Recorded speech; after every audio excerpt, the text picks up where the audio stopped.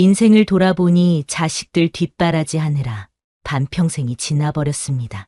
그렇게 애지중지 키운 자식들이 이제는 한 달에 한 번 전화라도 하면 다행이고 찾아와 주기라도 하면 고마운 마음까지 듭니다. 그들도 나이가 들면 우리 노인들의 마음을 알게 되겠죠. 자식이 부모를 책임지지 않는 사회가 되었고 노후 준비가 되어 있지 않은 사람들이 쓰나미처럼 은퇴하게 되면서 생계가 힘든 노인들이 많아졌습니다. 한여름에 서울 한복판에서 전단지를 나눠주는 할머니가 있는가 하면 한겨울에도 박스를 수거하러 다니는 할아버지도 있습니다. 이런 노인분들이 공통적으로 하는 말은 다음과 같습니다. 이제 조금만 시간이 흘러도 거동조차 힘들어질 때가 올 텐데 자식에게 짐이 될까봐 너무 두렵습니다. 내가 싫어도 자식들 위해서 요양원에 들어가야 될지 요즘 고민이 많아요. 노후 준비가 되어 있지 않다면 너무 막막한 것이 요즘 현실입니다. 양로원에서 생활하는 노인은 일기를 통해 이런 글을 남겼습니다.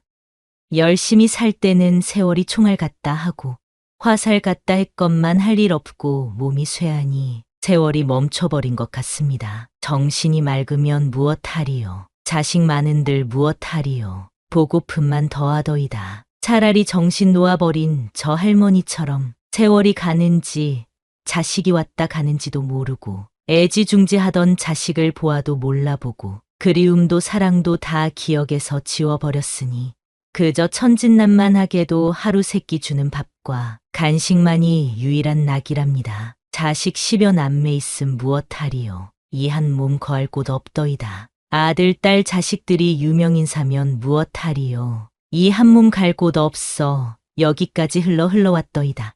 허리띠 졸라매고 최고학벌 자랑하며 고생도 보람으로 알고 자식 뒷바라지 했던들 무엇하리요. 작디 작은 이 한 몸, 자식 아닌 사람 손에 메인 것을 인생 종착역인 이곳까지가 멀고도 험하였으니 종착역에 벗은 많으나 마음 나눌 곳 없어 외롭더이다. 앞 못 보는 사람, 듣지 못하는 사람 속에 맑은 정신은 더 외롭더이다. 치매로 정신을 망각함은 차라리 고통에서 벗어나는 유일한 방법인지도 모르겠습니다. 몸 쇠하고 정신 맑으면 무엇하리요. 괴로움만 더한 것을 가는 마당에 야속함도 사랑도 그리움도 추억도 정신에서 모두 내려놓으니 차라리 마음이 홀가분할 뿐 모진 비바람 다 지나간 조용히 흐르는 저 호수 같은 잔잔한 마음으로 돌아갈 뿐인 것을 열심히 살았다고 생각한 인생이 허무하게 느껴질 땐 얼마나 힘이 들까요? 지난 날에 대한 후회가 있는 것이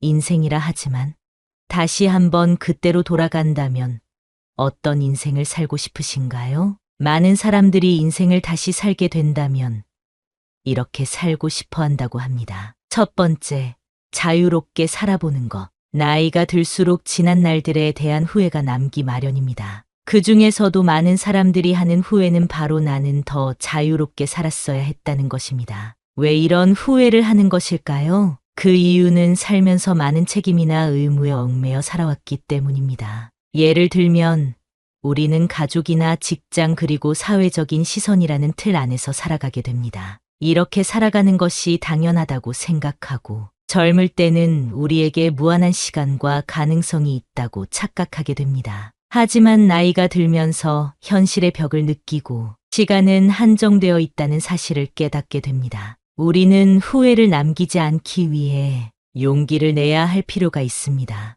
이제부터라도 자유롭게 살기 위한 방법으로 남을 너무 의식하지 않고 사는 삶을 살아보는 것도 좋을 것 같네요.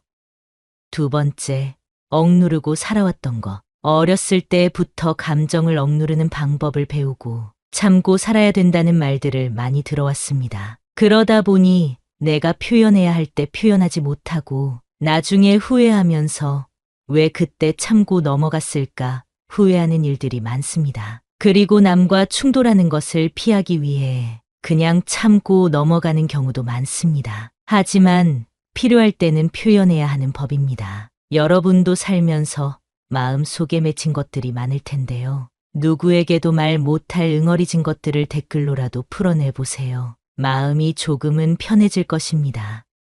세 번째, 베풀고 나누며 살고 싶다. 우리는 베풀고 나누는 것 그리고 기부에 대해 금전적인 것으로만 생각할 때가 있습니다. 하지만 베풀고 나누는 것은 내가 가진 재능을 가지고도 할 수 있고 봉사를 통해서도 할 수 있습니다. 또한 가족이나 친구 같은 가까운 관계에 있는 사람들에게 관심을 갖고 도움을 주는 것도 베풀고 나누는 것이 됩니다. 베풀고 나누는 것에 대해 너무 어렵게만 생각하지 말고 내가 가진 것을 마음이 가는 곳에 나누며 살아간다면 더 의미 있는 삶이 될 것입니다.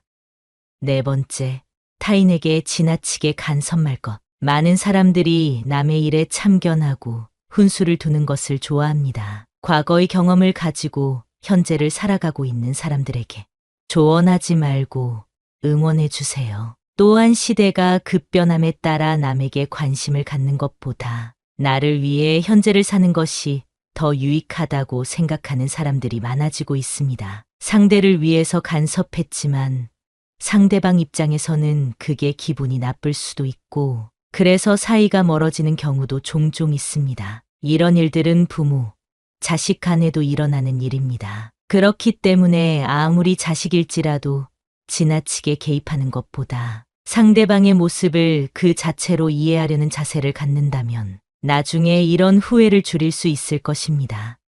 다섯 번째, 있을 때 저축하고 아껴 쓸 것. 많은 사람들이 자신은 한없이 돈을 벌 수 있고 일할 수 있을 것이라고 착각합니다. 사람이라면 언젠가는 은퇴할 시기가 있다는 사실을 기억하세요. 싫어도 흘러가는 것이 세월이고 그렇게 다가오는 것이 노후 생활입니다. 현재의 만족과 보상 심리 때문에 지나친 소비를 하는 것은 위험합니다. 또한 자녀들의 사업이나 교육에 지원하는 것을 노후 준비로 생각하는 것도 위험합니다. 자녀와 나의 삶은 분리해서 보는 것이 현명한 노후 준비를 위해 도움이 될 것입니다. 조금이라도 벌 수 있고 모을 수 있을 때 저축하세요. 조금씩이라도 늘어나는 통장 잔고를 보면서 소박한 기쁨을 느껴보는 것도 좋은 방법입니다. 여섯 번째, 관대한 마음으로 살 것. 지나온 삶을 돌이켜보면 너무나도 엄격한 기준으로 살아온 것 같아 후회가 남습니다. 요즘에는 특히 타인에게 너무 엄격한 기준을 가지고 판단하는 세상이 된 것 같지 않나요? 내로남불이 기본이 되어버린 세상에서 우리의 삶의 의미를 더하기 위해서 타인과 나에게 조금 관대한 마음으로 사는 것은 어떨까요? 우리는 융통성을 가지고 삶을 바라본다면 마음의 여유를 되찾을 수 있을 겁니다. 일곱 번째, 지나간 과거에 너무 집착하지 말자.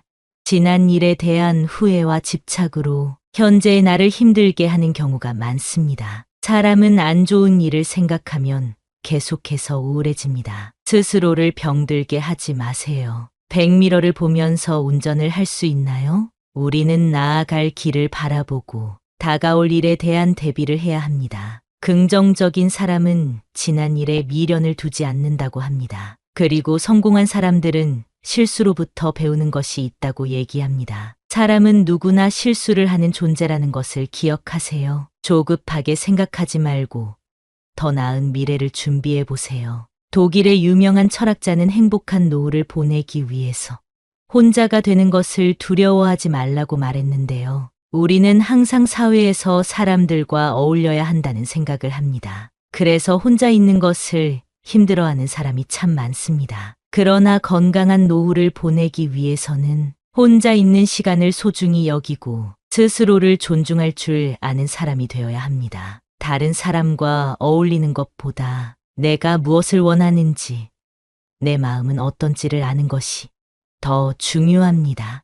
나이가 들수록 타인의 시선을 의식하고 누군가와 함께 하는 것이 지치기 마련입니다. 그렇기 때문에 인간관계에 집착하지 마세요. 많은 분들이 혼자 있을 때 무엇을 해야 할지 몰라서 힘들어하곤 합니다. 외롭고 고독하다고 해서 억지로 타인에게 맞춰주려다가 더 큰 공허함을 느끼기도 합니다. 어떤 때는 꼭 무엇을 하려고 하는 것보다 물 흐르듯 시간을 흘려보내는 것도 도움이 됩니다. 요즘 시대에는 혼자 사는 것이 더 좋다고 하는 사람들도 많습니다. 자유롭게 시간을 보내고 유튜브도 보고 못했던 운동도 하면서 만족스러운 삶을 살고 있다고 합니다. 혼자가 되는 것을 두려워만 하는 것보다 혼자서도 잘 지내는 사람들을 잘 관찰해 보세요. 삶은 영원하지 않답니다. 하루하루를 허투루 보내지 말고 의미 있는 하루하루를 쌓아나가 보세요.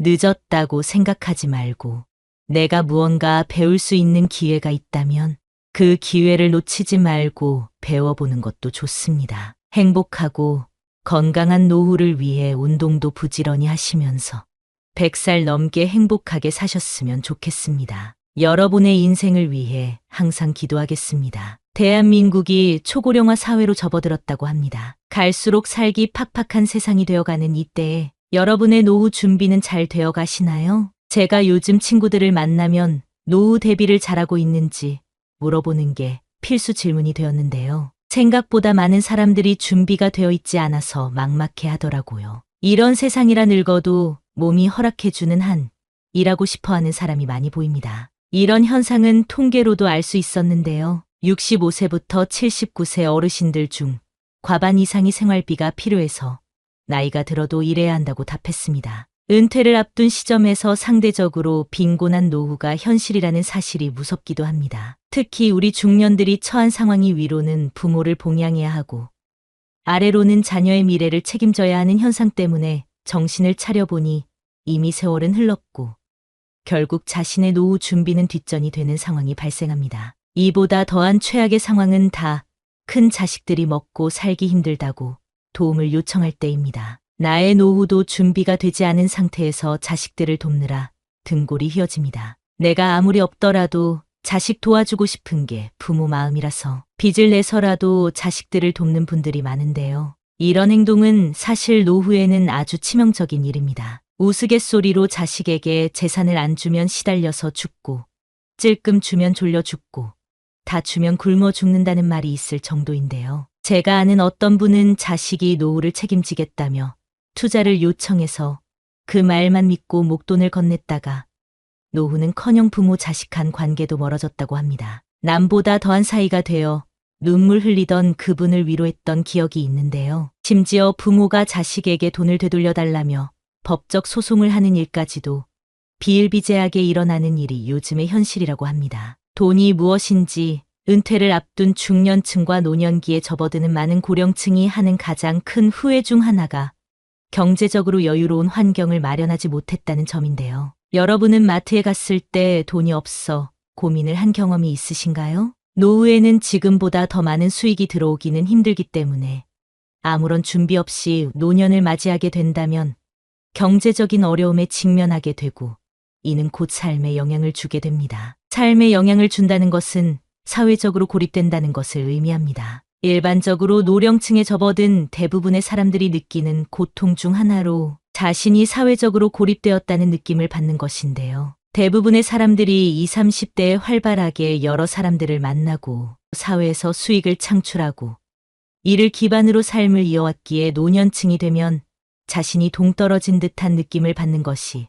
상당히 큰 고통으로 작용하게 됩니다. 대부분의 노년층들이 특히나 갈 곳이 없어서 혹은 만날 사람이 없어서 혼자 지낸다는 표현을 하곤 하는데요. 은퇴 후가 되면 밖에서 만나던 사람들과의 기초적인 관계 자체가 파괴될 가능성이 있습니다. 자녀들은 모두 출가하여 자신들의 가정을 꾸린 상태이기에 독거 생활을 하기 쉽고 은퇴 후 수익이 없기 때문에 어떠한 사회 집단에도 포함되지 못했다고 느끼기도 합니다. 홀로 거주를 하는 많은 중년들이 경제적인 어려움만큼이나 개인의 삶을 괴롭게 만드는 요소 중 하나로 이 정신적인 고통을 꼽고 있을 정도인데요. 사람은 사회적인 동물로 반드시 일정한 단체에 속함으로써 정신적인 안정감을 느끼게 되고 그를 통해서 사회적인 관계를 맺게 됩니다. 이 과정에서 오는 정신적인 만족감 그리고 안정감이 모두 사라져버렸다고 느끼기 때문에 심리적인 불안감이 심각해지게 되는 것은 물론이고 어떠한 곳에도 포함되지 못했다는 불안감이 노년층으로 접어들수록 더 커지게 됩니다. 사회적인 고립에서 벗어나지 못하게 되면 정신적으로 고통을 받게 되고 이는 육체적인 통증으로 나타나게 됩니다. 물론 개인이 경험하게 되는 삶의 고통은 다양하고 앞서서 언급한 것처럼 경제적인 고통 그리고 정신적인 고통 역시도 상당히 큰 문제로 꼽히지만 특히나 문제가 되는 것은 건강상의 문제라고 할 수 있습니다. 우리나라 노년층의 경우 특히나 다양한 질환에 노출되어 있어 문제가 되는 경우가 많습니다. 매년 5만 명 이상 증가하고 있는 치매 환자의 숫자만 보더라도 확인이 가능합니다. 치매는 개인의 삶뿐만 아니라 가족에게도 상당히 큰 피해를 입히는 질환 중 하나인데요. 최근에는 치매를 조기에 발견하게 된다면 얼마든지 대응이 가능한 치료법들이 개발된 상황이기에 조기에 검진을 하게 된다면 골든타임을 놓치지 않고 치료를 하는 것이 가능한 만큼 건강에 대한 관심을 기울이는 것이 중요합니다. 건강에 들어가는 돈만큼은 아끼지 마세요. 근본적으로 노년으로 접어들수록 건강상의 문제가 발생하기 쉬운데 관절이나 뼈가 정상적인 형태로 유지되기 어렵고 영양 불균형으로 인해 면역 체계 역시도 안정적으로 유지되지 못하는 경우들이 많습니다. 그래서 중년 이후에는 유행 질환에도 상당히 취약해진다고 합니다. 여러분 혹시 아침에 동네 병원에 가보셨나요? 아픈 사람이 어찌나 많은지, 특히 중년 이후 사람들이 대기실에 가득 차 있는 것을 보고 깜짝 놀랄 수밖에 없었는데요. 그러니 건강한 노후 생활을 위한 준비로 지금부터라도 꼭 관리하시면 좋겠습니다. 노년기에는 특히나 운동이 부족한 경우들이 많은데 지나치게 외부 활동을 하지 않고 건강을 방치하게 될 경우 비만은 물론 성인병과 같은 건강에 치명적인 질병에 걸리기 쉽습니다. 현실적으로 여러분이 할 수 있는 운동부터 가볍게 시작하는 것이 도움이 되고 실제로 야외 활동을 하면서 햇볕을 쬐이고 환기를 하는 것은 정신 건강에 도움이 되기 때문에 노년층일수록 꾸준하게 야외 활동과 운동을 병행하셔야 합니다. 또한 일정한 생활 패턴을 유지하는 것이 좋습니다. 혼자서 생활하는 경우 특히나 배가 고프면 밥을 먹고 졸음이 오면 잠을 자는 등의 말 그대로 욕구에 따른 삶을 살게 되기 쉬운데요. 이런 경우 실제로 면역력에 문제가 발생할 가능성이 매우 높아지기 때문에 일정한 생활 패턴을 정하고 그를 준수하도록 노력을 하는 것이 건강 유지에는 최고입니다. 이렇게 건강 유지를 하면서 활발한 노후 생활을 위한 대비도 잊지 마세요. 제 주위에 은퇴를 준비하시는 분들은 다들 재테크를 공부하고 계십니다. 적은 금액으로 주식을 하거나 투자에 관심 있는 사람끼리 모여 어울리기도 합니다. 나이가 들면 노동만으로는 버는 것이 한계가 있으니 여러 방법을 알아보게 되는 것 같습니다. 이렇게 관심사가 비슷한 사람끼리 모이면 할 얘기도 많고 관련 활동을 할 때 시너지가 나게 됩니다. 무언가를 배울 때 같은 환경에 있는 사람과 함께 공부하면 그 효과가 배가 되는 것과 비슷합니다. 노파심에 말씀드리자면 최근에 노인을 노리는 사기가 굉장히 많아졌습니다. 목돈을 쥐고 있는 상황에서 누가 돈을 쉽게 불리게 해준다고 해도 믿지 마시고 확실한 내용인지 여러 번 검토하시는 지혜를 발휘하시기를 바랍니다. 다시 돌아와서 노년이 되더라도 교육의 끈을 놓아서는 안 되는 이유가 바로 여기에 있습니다. 무엇인가를 지속적으로 배운다는 것은 결국은 자신이 원하는 것이 무엇인지 그리고 자신이 잘하는 것이 무엇인지를 확인할 수 있는 좋은 방법이 되며 비슷한 생각을 가진 결이 비슷한 사람을 만나는 방법이 되기 때문입니다. 그렇기 때문에 중년일수록 더더욱 취미를 가져야 합니다. 제 친구는 등산을 매주 하고 있는데요. 산악회를 만들어서 등산을 좋아하는 사람끼리 모여서 산도 오르내리고 각자 도시락도 챙겨와서 등산 후에 수다 떨면서 나눠 먹기도 하다 보면